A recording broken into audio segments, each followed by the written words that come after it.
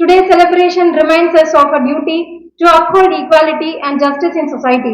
It is now my great honor to invite our respected Professor K. Rajasekharan sir, Registrar in charge and head, Department of Educational Planning and Evaluation, to deliver the presidential address on this occasion of Social Justice Day. அனைவருக்கும் காலை வணக்கம். தமிழக அரசின் உத்தரவுக்கிணங்க இந்த தமிழகம் கொண்டாடப்படும் சமூக நீதி நாள் சோசியல் ஜஸ்டிஸ் டேக்கு வருகை தந்திருக்கும் அனைவரையும் வருக வருக என வரவேற்கின்றேன். மாமன்றில் மணிகளென கூடிய மாண்புசார் அவையோர் அனைவரையும் மாணிக்க தமிழெடுத்து மனம் சொல்லும் ஓரிடம் கரம் குவித்து வணங்கி இப்பல்கலைக்கழகத்தின் தூண்களாகவும் கல்வியில் நான்களாகவும் ஆசிரியர் மாணவ மாணவி அறிவுப்பட்டை தீட்டி மிளிர வைக்கும் பேராசிரியர் பெருமக்கள் அனைவரையும் வணங்குகிறேன். மூத்தவர்களை வணங்கி வாழ்த்துகிறேன், இளைஞர்களை வணங்கி வாழ்த்துகிறேன். இங்கு வருகை புரிந்திருக்கும் பேராசிரியர் கருணானந்தன் ஐயா திராவிட ஹிஸ்டரிக் ரிசர்ச் சென்டர் அவர்களை மூத்த பேராசிரியர் கல்வியாளர் எங்களுக்கெல்லாம் வழிகாட்டி அவர்களை வருக வருக என வரவேற்கிறேன். மற்றும் நமது பல்கலைக்கழகத்தின் தேர்வு கட்டுப்பாட்டு அலுவலர் புலமுதல்வர் அவர்களை வருக வருக என வரவேற்கிறேன். மற்றும் நமது டெப்டி ரிசர்ச் விஜயகுமார் சார் மோகன் அவர்களை வருக வருக என வரவேற்கிறேன். நமது பேராசிரியர் பெருமக்கள் அத்தனை பேரையும் மீண்டும் ஒரு முறை வருக வருக என வரவேற்கிறேன். இங்கு வருகை தந்திருக்கும் ரிசர்ச் ஸ்காலர்ஸ் எம்எஸ் அத்தனை பேரையும் வருக வருக என வரவேற்று எனது உரையை தொடங்குகின்றேன். இன்று நாம் ஒன்று கூடுவது மிக முக்கியமான நாளுக்காக சமூக நீதி நாள். தந்தை பெரியார் ஈவே ராமசாமி அவர் பிறந்த நாளை முன்னிட்டு கொண்டாடப்படும் நாள்.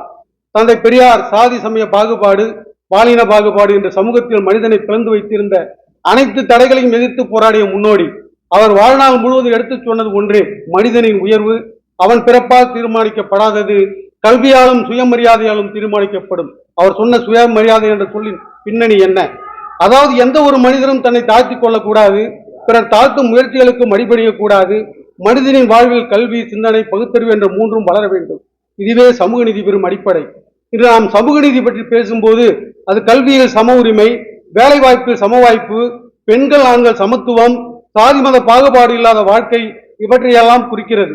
அனைவரும் சமம் என்ற பெரியாரின் கனவுதான் இன்று நாம் கொண்டாடும் சமூக நீதி நாள். பெரியார் அவர்கள் நம்மை ஒரு முக்கியமான பாடம் கற்றுக் கொடுத்தார். அது சிந்தியுங்கள், ஆராயுங்கள், நம்புங்கள். ஒருவர் சொல்வதால் நம்ப வேண்டாம், ஆராய்ந்து உண்மை என்ற தெரிந்ததை மட்டுமே ஏற்க வேண்டும். இதுவே நம் கல்வியின் சாராம்சம். அவரது போராட்டங்களின் விளைவாகத்தான் இன்றைய தமிழ்நாட்டில் கல்வி வாய்ப்பு பெரும்பாலானவர்களுக்கு கிடைத்துள்ளது. அரசு பணியில் பின்தங்கிய சமூகங்களுக்கு இடஒதுக்கீடு கிடைத்துள்ளது. பெண்கள் சமூக வாழ்வில் முன்னேறியுள்ளனர்.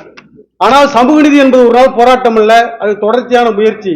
இன்று நாம் மாணவர்களாகவும் கல்வியாளர்களாகவும் ஆராய்ச்சியாளர்களாகவும் இருக்கும் போது சமூகத்திலும் நிலைத்திருக்கும் பாகுபாடுகளை எதிர்த்து பெரியார் காட்டிய பாதையில் பயணிக்க வேண்டியது நம்ம கடமை.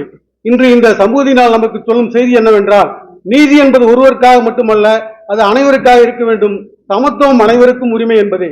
முடிவாக தந்தை பெரியார் அவர்களின் சொற்களை மீண்டும் நினைவில் கொள்வோம். சமூகம் முன்னேற வேண்டுமெனில் சிந்திக்க கற்றுக்கொள்ள வேண்டும். நாம் அனைவரும் அந்த சிந்தனை பாதையில் பயணித்து சமூக நீதி நிலை பெற உழைக்க வேண்டும். வைக்கம் வீரர் ஈரோட்டு சிங்கம் பகுத்தறிவு போட்ட தந்தை பெரியார் அவர்களை மீண்டும் வழங்கி எனது உரையை முடிக்கும். நன்றி, வணக்கம்.